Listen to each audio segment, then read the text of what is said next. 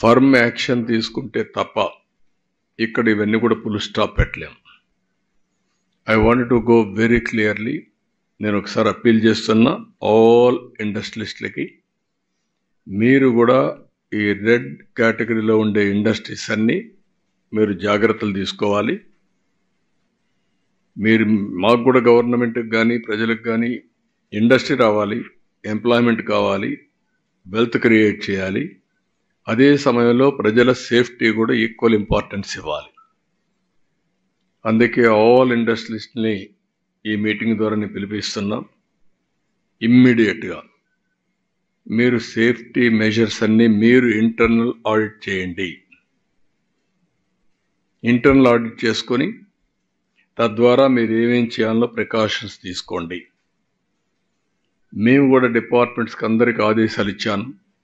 రేపు మళ్ళీ ఒకసారి గట్టిగా కూడా ఆదేశాలు ఇస్తాం ఆల్ డిపార్ట్మెంట్స్కి. ఇప్పటికే ఇంత మునుపంతా కూడా కొన్ని తీసుకొచ్చాం.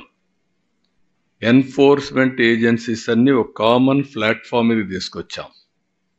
ఎవరి పాటికి వాళ్ళు పోయి ఇండస్ట్రీస్ అంతా కూడా ఎవ్రీడే పోయి గొడవ చేయడం కంటే either pollution control board or labor or boilers, factories, legal metrology, వీళ్ళు 5 కూడా కంబైన్డ్గా వెళ్ళి ఇంకా కొన్ని ఏజెన్సీస్ ఉన్నాయి రెడ్ కేటగిరీ ఇండస్ట్రీస్కి. వీటికి వీళ్ళందరూ కూడా కంబైన్డ్గా వెళ్ళాలి, టీమ్గా వెళ్ళాలి.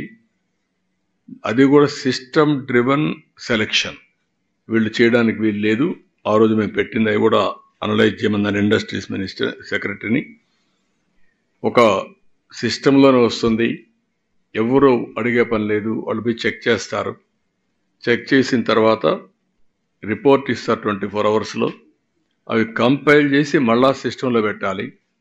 అది పెట్టిన తర్వాత ర్యాండమ్ కింద మళ్ళీ అవసరమైతే ఒక ఆడిట్ చేస్తాం వేరే పార్టీని పంపించి, వీళ్ళు కాకుండా.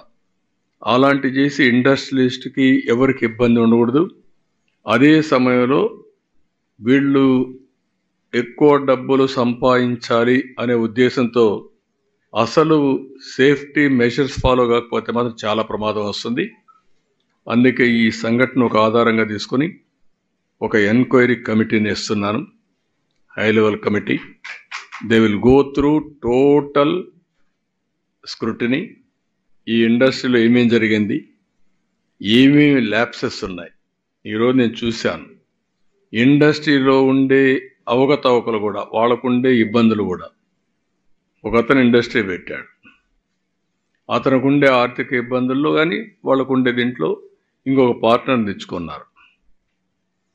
ఆ పార్ట్నర్ వచ్చి ఇప్పుడు మనం చూస్తే ఇద్దరు, ఫస్ట్ యాదగిరెడ్డి పెట్టాడు, తర్వాత డక్కన్ క్రానికల్స్ వచ్చారు, డక్కన్ కెమికల్స్ వచ్చారు.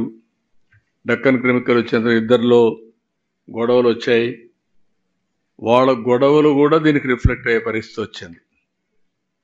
ఈరోజు ఇంత సీరియస్ ఇష్యూ జరిగిన తర్వాత, ఇంతమంది చనిపోయిన తర్వాత ప్రమోటర్ ఎవరైతే ఫ్యాక్టరీ పెట్టాడో ఈ should have come. That is his responsibility, fundamental duty. రాకుండా ఎక్కువండే ప్లాంట్ మేనేజర్కి అప్పచెప్పేసి వెళ్ళిపోయే పరిస్థితికి వచ్చాడు. ఇంతవరకు మా అడ్మినిస్ట్రేషన్ కూడా టచ్ లేక రాలేదు. అది కరెక్ట్ అప్రోచ్ కాదు. నాకు ఇండస్ట్రీస్ రావాలి,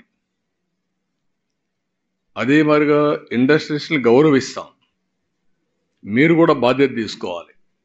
బాధ్యత తీసుకోకుండా టేక్ ఇట్ ఫర్ గ్రాంటెడ్, మేము పెట్టుబడి పెట్టాం, మా ఇష్ట ప్రకారం చేస్తాం అంటే కుదరదు. ఆ విషయం గుర్తుపెట్టుకోవాల్సిన హెచ్చరిస్తున్నా.